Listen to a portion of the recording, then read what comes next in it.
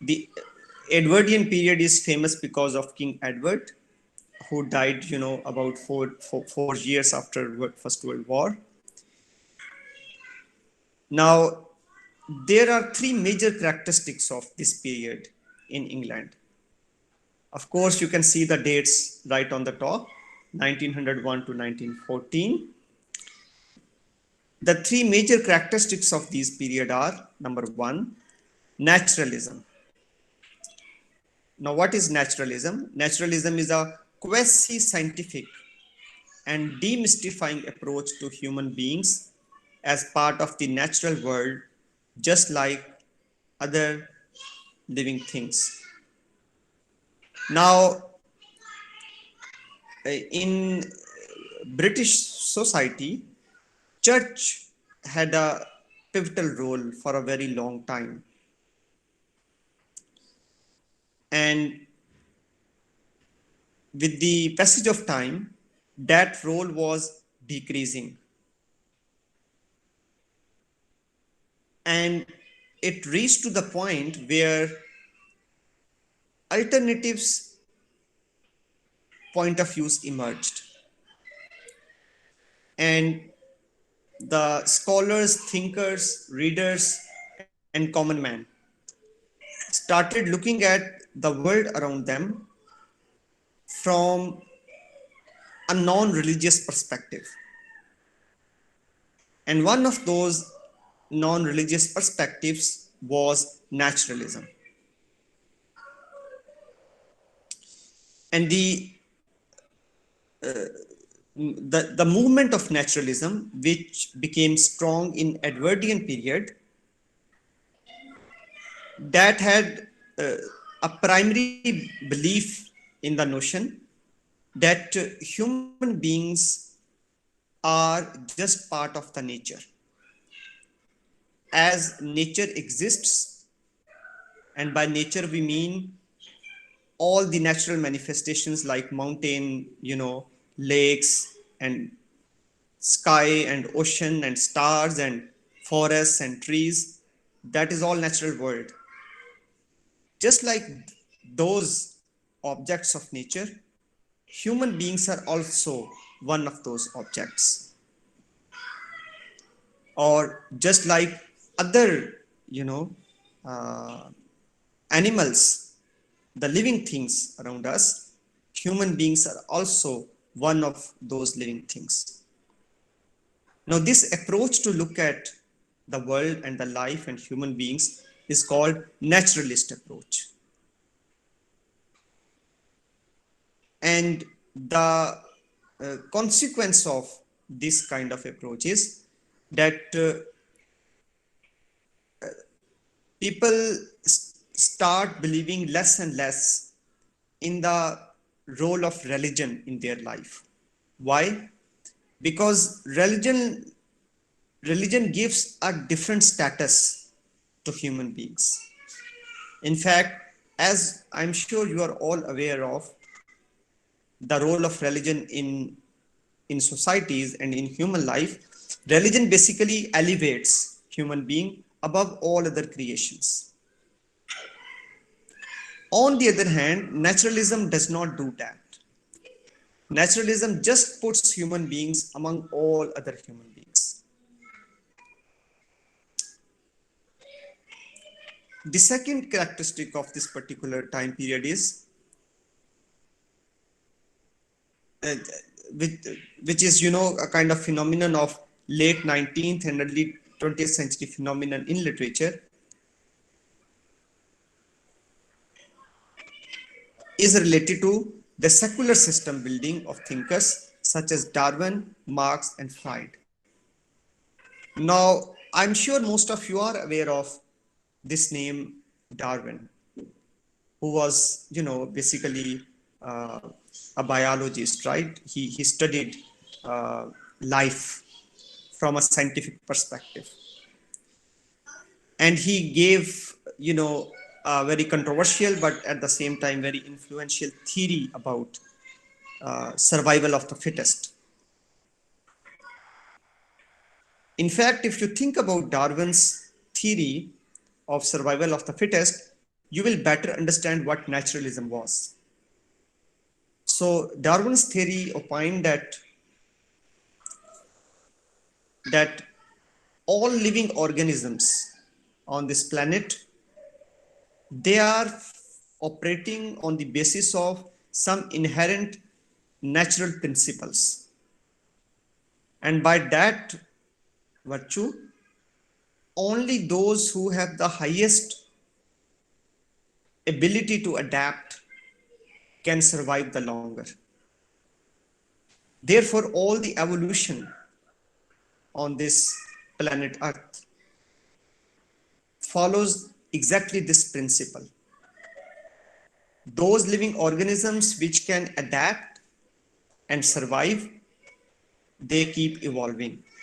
Those which cannot adapt and survive, they simply get wiped out. If you apply this to human beings, that becomes a little controversial, because for a very long time, human beings were habitual to think about themselves as the best of the creations. And human beings had always thought that they were there to control the rest of the creations. But here comes a philosophy, naturalism, and then on the footsteps of that philosophy, here comes a scientist named Darwin, who gives his theory of evolution. And he means to say that the human being we know today was once a chimpanzee, probably, right? And human being is an evolution of, the current human being is an evolution of a chimpanzee, right? And a chimpanzee was evolution of another form which existed even before that. So there is a constant naturalist evolution in human beings as in all other living organisms. Now, this way of thinking, students, you might be alerted by this term secular.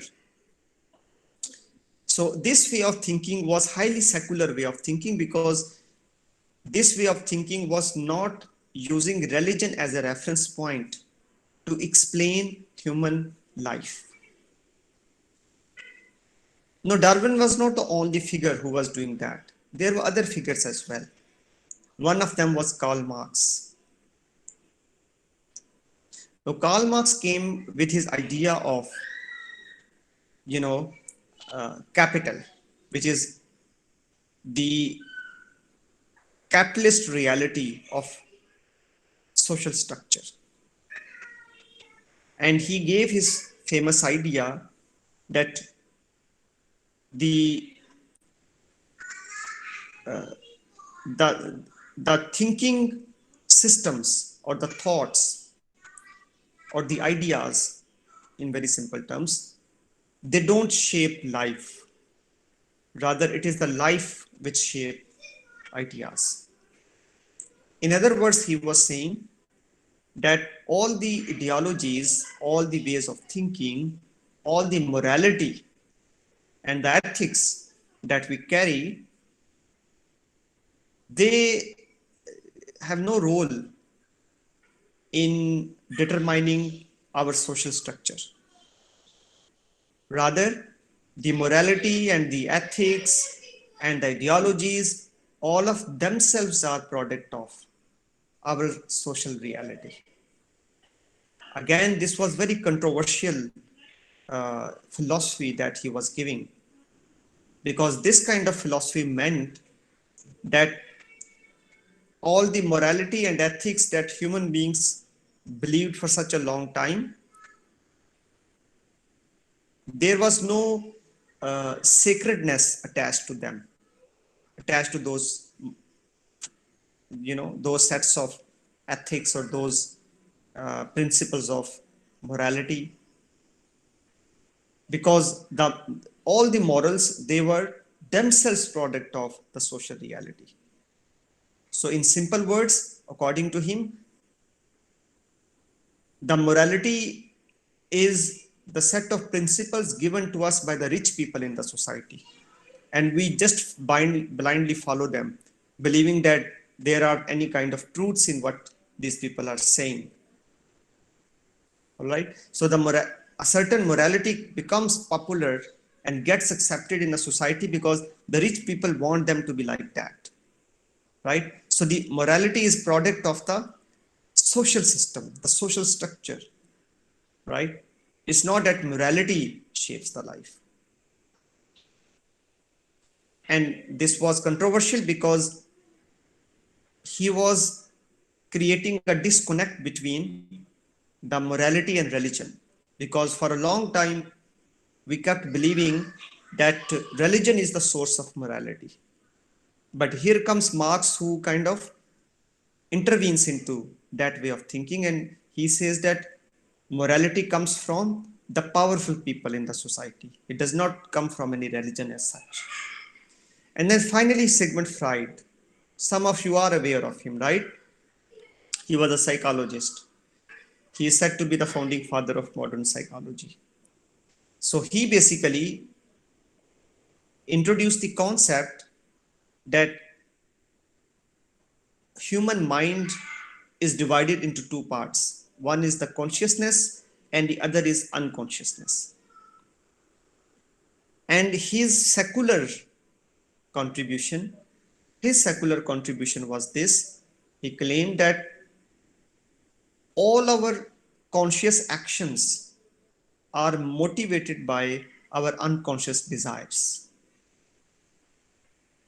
Again, a very controversial statement because for a very long time we were habitual to think that our conscious actions are dictated by fate, by destiny, and our destiny is pre-written, right? But Freud, on the other hand, says that our actions are motivated by our unconscious desires.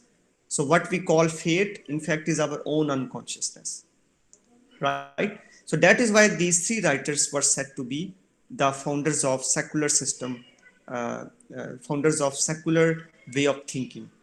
And this way of thinking that I just explained to you, that was hallmark of what we call the Edwardian period. So if you plan to, major in literature later on, you will be studying a lot about Karl Marx and Freud. They had very deep influence on the literature of their own time and on the later literature as well. In fact, some of the students who study literature, not at undergrad level, but at a grad level, they, for many, many years, they just keep reading, these two writers, okay? And some researchers, they spend their whole life working on just any one of these writers, okay?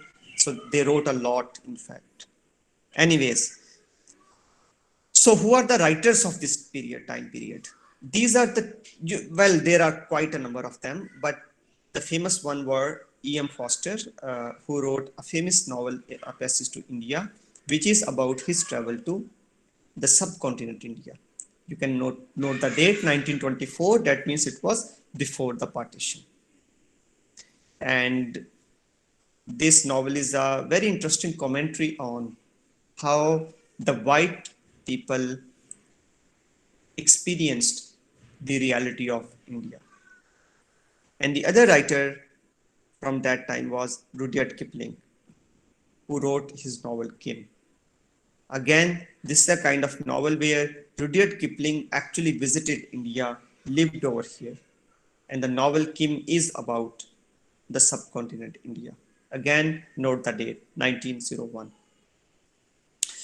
And the reason these two writers, wrote this kind of work was that there was a lot of exploration in Edwardian period. You might have noticed from the first slide, from this last point, how there was a lot of exploration in different disciplines, like in biology, in economics, in psychology. Similarly, there was a lot of exploration in geography as well, right? So the Britain people, they traveled a lot around the world, Okay, I put the examples from India over here, but there are examples where the British people traveled all over the world. They went to Africa, they went to Australia, they went to the Middle East, they went to China, various parts of the world, and they wrote about that. So that was the spirit of the Edwardian period, which is the spirit for exploring. The Anglo-Irish writers, these two were, British writers, but these two are Anglo-Irish writers from this particular time period, Edwardian period. George Bernard Shaw, who was, a dramatist basically, wrote lot many plays. We will read part of his play in future classes.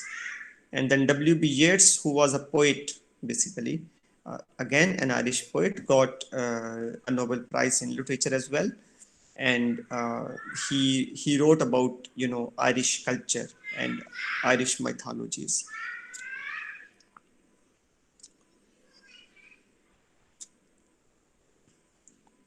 And then we come to the modernist period, right, which ranges between 1910 to 1939.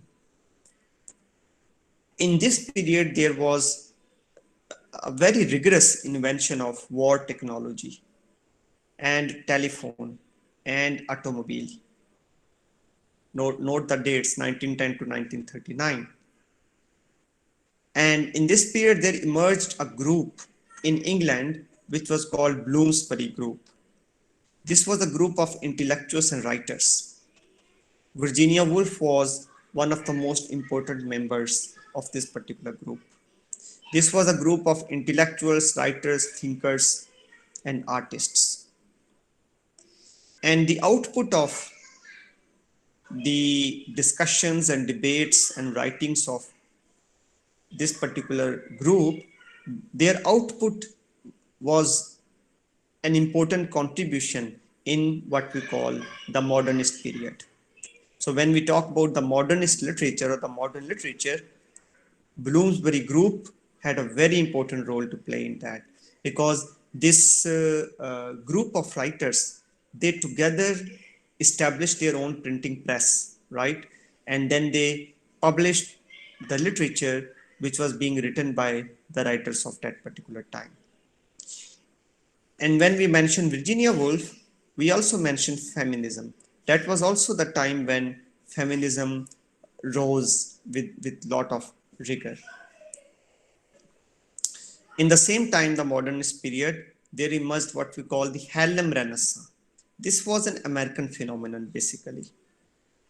The Harlem Renaissance means the rise of Black identity in America. So the Negro people in America, they starting asserting their own identity against the dominance of the white people in the United States. So the modern period, therefore, is recognized by these three factors. One is the Bloomsbury Group in England and the rise of feminism, and then Harlem Renaissance in the United States. And by the Harlem Renaissance, we mean the emergence of Black identity in America. So this is about the Edwardian period and the modernist period, starting from roughly 1900 to 1934, right? 1901 to 1934. So this is all. If you have any questions, you can ask now.